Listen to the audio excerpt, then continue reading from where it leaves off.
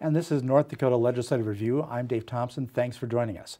Our guest on the program today is Senator Dwight Cook from Mandan, who chairs the Senate Finance and Taxation Committee. Senator, thanks for being here. Thank you, Dave. Good afternoon. Before the session started, you and I had a conversation that you thought you weren't going to have a lot of work in your committee, and it turned out you had a lot of work in your committee. Actually, Dave, we ended up with a lot of work, but the number of bills we had was way down. But we had a couple of bills that took some time. I know the one that a lot of people are focusing on is this idea of the state taking over the county social service payments. And that apparently has been settled and waiting for a vote on it. Tell me about that bill and how that's going to work. Well, this has been a process that started, way back in 2013. If you remember that session, we had a bill to take over, state taking over county social service. It was alive on the last hour of this session. We also had a bill dealing with property tax. We were concerned because we didn't have a plan on how to take it over. We had the bill, but it hadn't been thought out. So we killed the bill. We passed $200 million worth of property tax relief, the 12% buy down. And then this past interim, we started planning on how we were going to do that. The governor put together a task force. They reported to an interim committee that I sat on. And the counties are going to they're going to lose their right to levy 20 mills to fund social services. It's formula driven, much like the K through 12 funding bill that we passed a couple sessions ago. It's formula driven. And so we took out the hold harmless, but we have a bill now. It's a 2-year pilot program. We have a new governor, I think, that's looking at redefining government. We got a new director of human services. And I'm really excited because I really think we're going to start finding some efficiencies in how we deliver this. And I think that's what's been missing for many years. Now, just to be clear, the 20 mills that will go off, that the counties can no longer levy for social services, they can't be transferred anywhere else. They cannot be transferred, no. It's a 20 mill levy authority they have that is going away. It's being repealed. So this is being touted as true property tax relief and reform. Reform. I had a conversation with Al Carlson, House Majority Leader, this afternoon, and as I left, I says, okay, Al, what is this? Is it reform or is it relief? And he thought for a second, he says, Dwight, it's reform. And it is reform. And we hear a lot about, when we talk property taxes, reform, relief, or don't do any reform. If we do the wrong type of relief, reform is in the eye of the beholder, but I would really call this reform, major reform. Okay, and this is going to be a more permanent type reform. The 12% buy-down pot, if you want to call it that, or bucket, is really to the whim of the oil taxes, correct? Well, yeah, it kind of was. We funded it with oil revenue. We always pre-funded it. We got a bucket to fund this for the next biennium. But it was really what it was put in place for is as a holder until we figured out a way to take over social services. It was a holder. That's an interesting term because that term has been bandied around a lot as we're talking today. Yeah, that's how I always look at it and describe it as just a holder to give some relief until the permanent property tax relief was available. But when all is said and done, it won't be at the 12% level. No. The statewide average, the way it is right now, I believe is 7.8%. That's the statewide average. There's some that are going to be above that, some that are going to be below that. So there's been a lot of talk that this is going to drive up your property tax bill. Dave, honestly, it's going to be a little higher than it was in the past. But altogether, with what we did with education, instead of a little over $1 billion in property tax relief you're getting every biennium, it's probably going to be $1 billion. So the property tax relief is still there. And it's interesting because that property tax, except for the statewide 1 mill for the UND Medical School, the legislature is not in the business of property tax. We don't levy property tax. We set the rules in which local governments levy them. But you're right, we don't levy property taxes. It pays for local government. And the sad thing of it is the property taxes that people pay for today, I don't think they'd even pay for the law enforcement protection they get.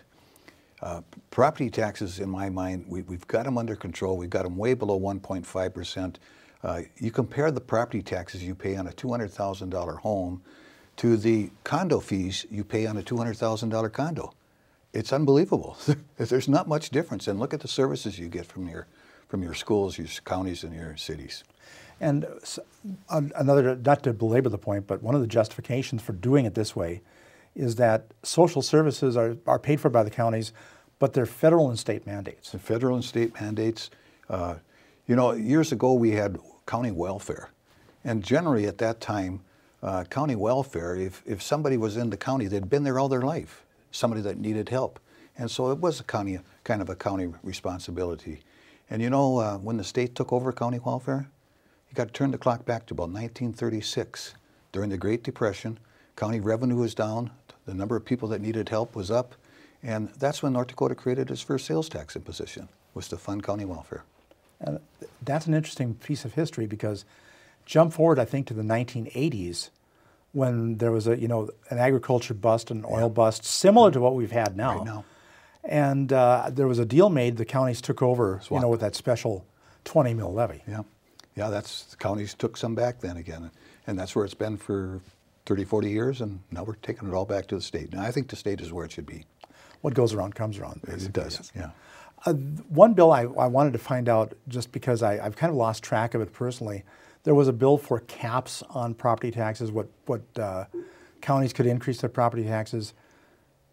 Is something like that still alive? Something like that is still alive. I think probably at 5 o'clock you'll see the bill back on the Senate floor, a conference committee report that puts the caps back in it. My guess is the Senate is going to do what they did the last time the bill was here, and that's kill the bill. Only the last time we divided the question, we killed the caps, but we kept the reporting mechanism in the bill. Okay. But this time you think the Senate's going to kill the bill? I think the Senate will kill the bill, put that to rest. There's another place where we can find to put this important reporting requirement in there. Okay, and now I'm thinking the Office of Management and Budget bill, perhaps? Yes, you are. Yes. Where everything goes. Right. It's always the last catch-all bill. The last catch-all, yeah. You had another bill that we've been watching. It did go through a couple of circuitous routes, and that was that bill that at some trigger point, the state would force internet retail sellers to collect sales tax. Yeah, economic nexus is what it was called. Out-of-state sellers, of course, because of Quill versus North Dakota, the Supreme Court ruled that the states could not require them to collect and remit our sales tax. What we're doing here is creating an economic nexus.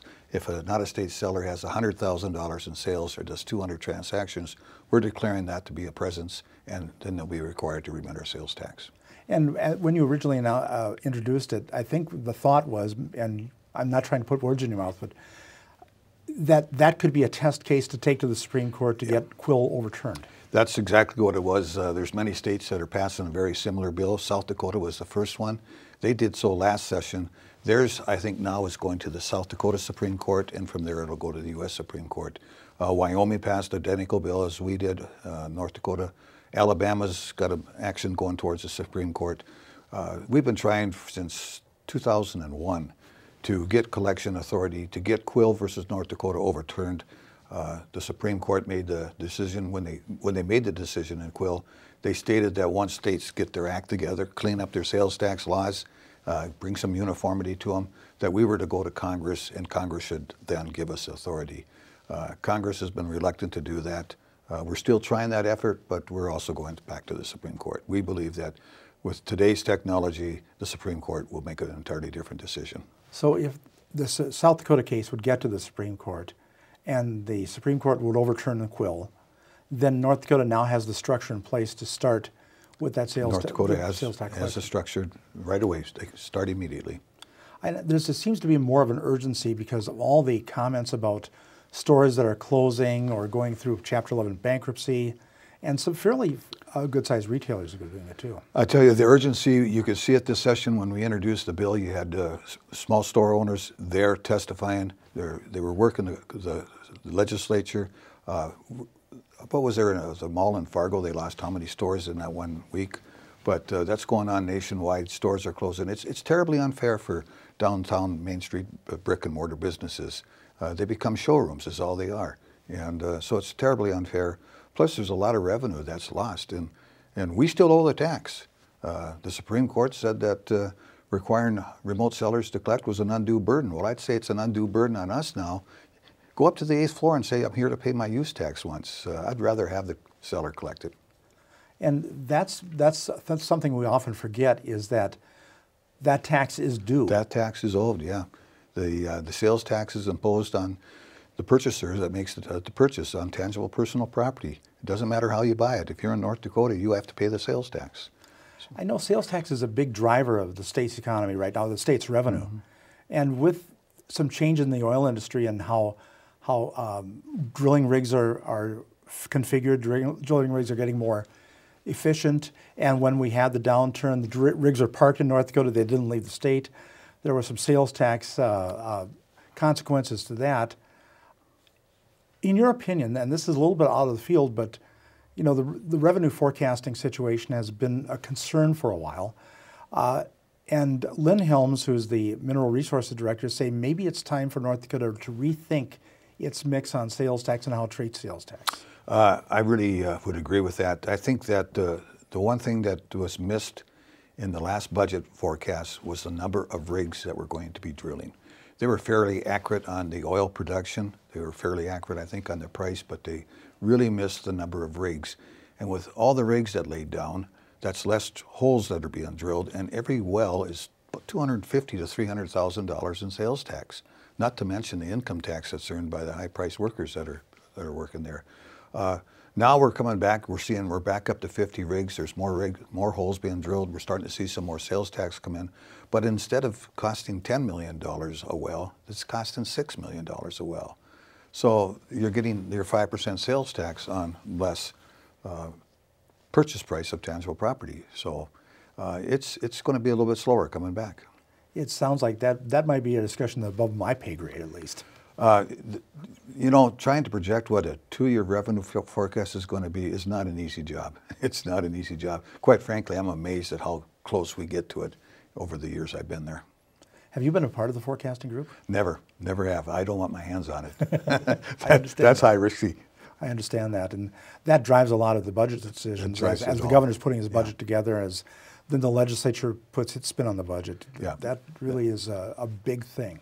That drives it all. We're looking at some software this year. We'll have it in place this interim.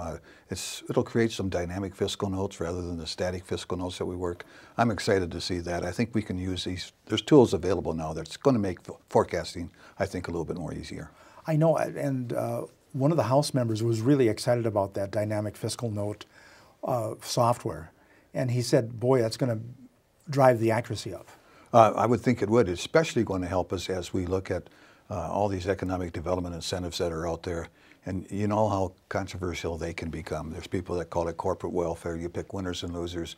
But, you know, the right economic development incentive will drive the economy. Sound tax policy drives an economy, you know. And so you need some incentives, but you got to make sure they're working. And we have so many of them. I don't know which one works and which one doesn't. So we got to have some tools to help make that decision. And of course, you're part of a multi-year study about the incentives and what incentives do work, what incentives don't work, what incentives need to be tweaked. Angel funds were tweaked this time. Oh, big time. And that was an interesting discussion. It's very complicated, but it's an interesting discussion. I sat there on the interim committee last interim when we were studying angel funds, and Dave, I was embarrassed. I was embarrassed by the lack of reporting. I was embarrassed by the just blatant disobeying the law. But I would have never guessed that we would have sent an angel fund bill to the governor to be signed. But we did a lot of work on it this session. We got a good reporting mechanism. I'm comfortable with angel funds now. The embarrassment should be gone. We lowered the credit that's available, and I think everybody's going to be happy with what we did with angel funds. What about Renaissance zones and tax increment financing? That bill has just been signed by the Senate President. It'll go to the governor. We made a requirement that if before a city can give a property tax exemption that lasts longer than 5 years, they got to sit down and talk with the school and the county, negotiate the deal out. I think that's going to help bring some peace into that area too.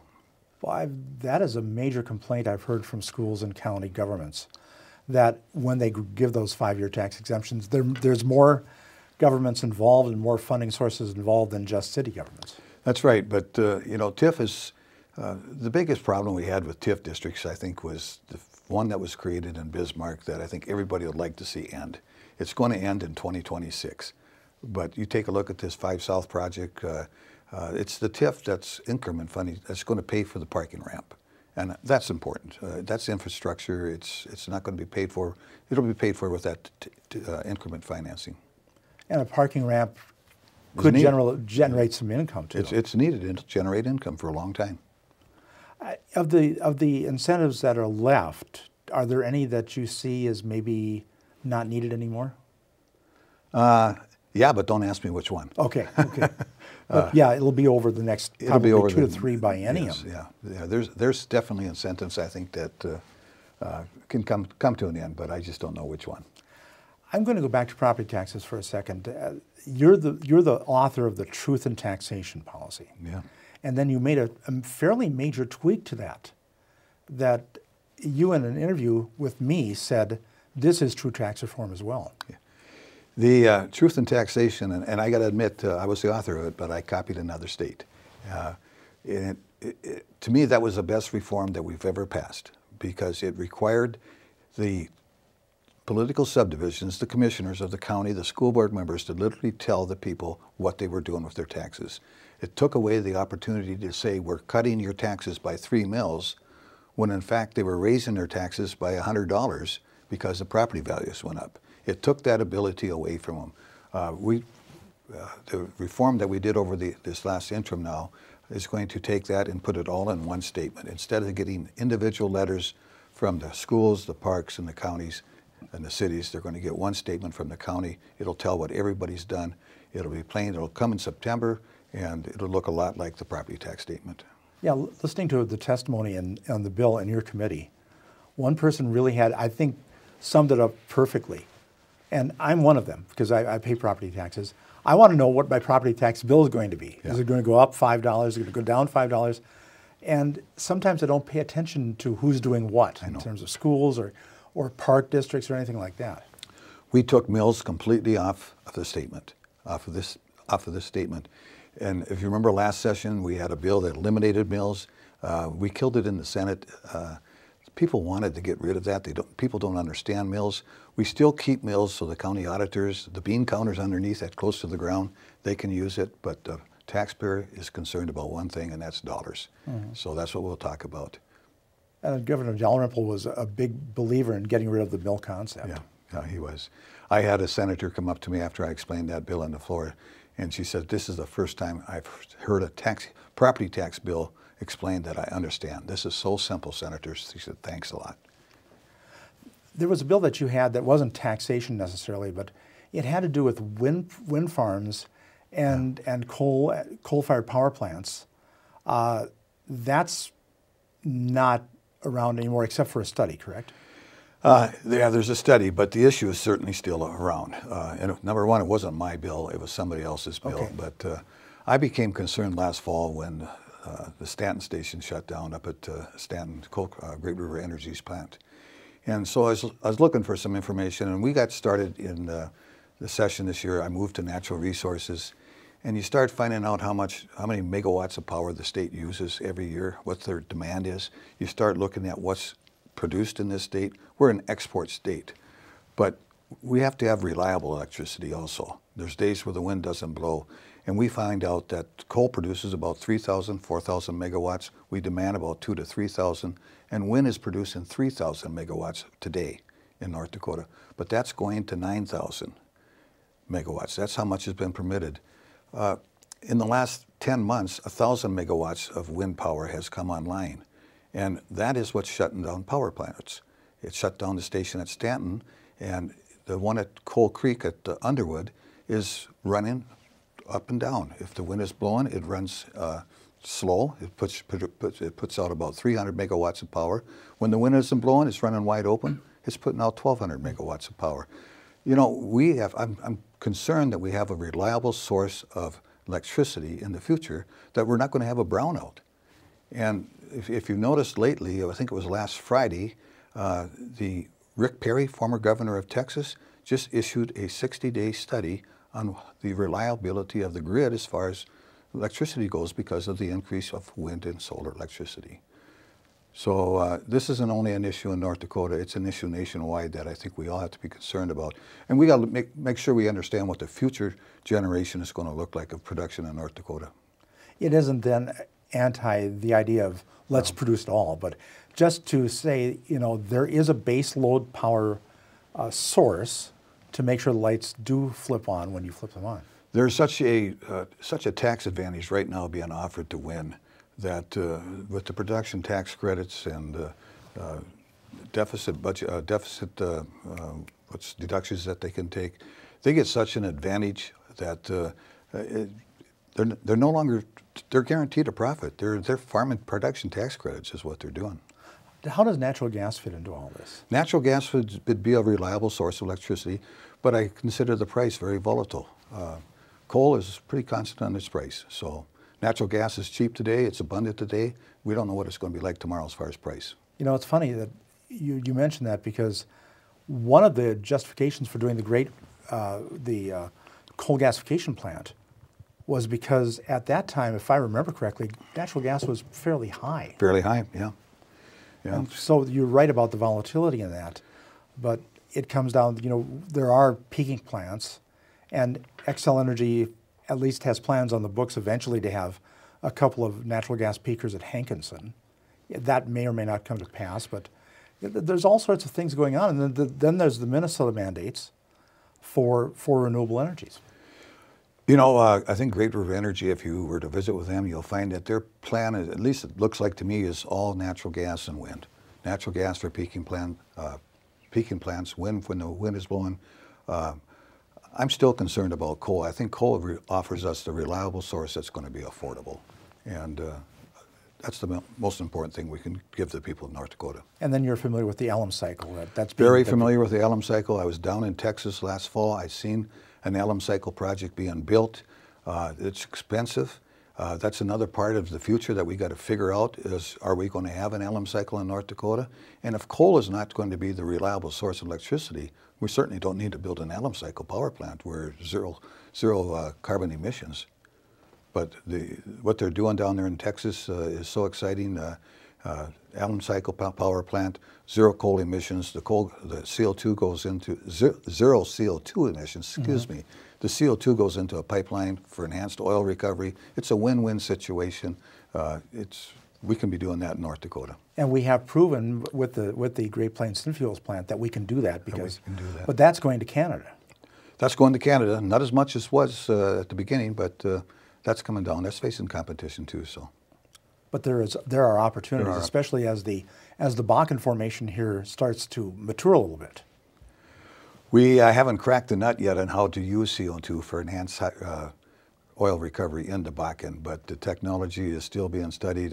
There's no doubt in my mind that the day is coming where we will figure that out. We know how to do it in the old wells, the vertical wells. There's CO2 being piped into southwest North Dakota for that very purpose right now.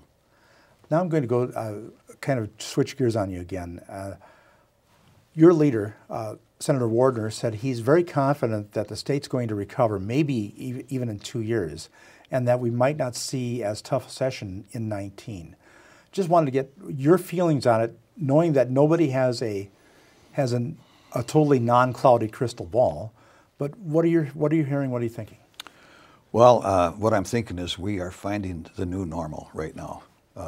I think the great wealth that we've seen over the last few years is gone. It's going to be a long time, if ever, before we see $90 a barrel oil again. So I think $50 is going to be the new norm. I think the revenue pictures that we're looking at today, the revenue forecasts, that's going to become the new norm. We're going to have to right-size ourselves and live with this new norm, which is still a lot better than where we were 6 years ago. So do you buy into Governor Burgum's idea of reinventing government? Very much so. Very much so. I buy into his idea of reinventing government. I think what we're going to do with social service will be his first big test. Really? Yeah. Okay. Really. Because of consolidation efforts and yes. And maybe getting more of a handle on what has... Yes. State takeover, I think that'll be his real first test. The people that need the services have got to be number one. The taxpayer that pays the bill has got to be number two. And we got to find an efficient way to deliver social services, a way that we can do it, and we can do it for less money. And I believe that when he gets started with reinventing government, I'm excited about how far he can go. And then there might be money available for things like reinventing justice programs, that whole effort, and also getting into the behavioral health thing, which is a whole other thing we could probably spend Oh, my. an entire half hour on. Something that we didn't even have to talk about 5 years ago. But yeah, you look at what we spend, $3.8 billion total on human services. It's just about as much as South Dakota's entire budget. So there's room to find efficiencies in there. Okay. All right. The question I know everybody will probably be asking every legislator, because we know you're going into next week. Where's your date and time in the pool? Well, I think if we come back on Monday, I don't believe we're going to get done in 2 days. They're going to come back recharged. They're going to have a lot of energy. They're going to want to look at a lot of things. So I'm going to say Wednesday, late afternoon. Okay, Wednesday late afternoon. Wednesday late afternoon. I had Tuesday late afternoon. You may be right. Time will tell. I hope you're right. Thank you. Well, we've expended the time. Thank you so much. Is that quick? It was that quick. Okay. Our guest today on Legislative Review, Senator Dwight Cook from Mandan. He chairs the Senate Finance and Taxation Committee. And for Prairie Public, I'm Dave Thompson.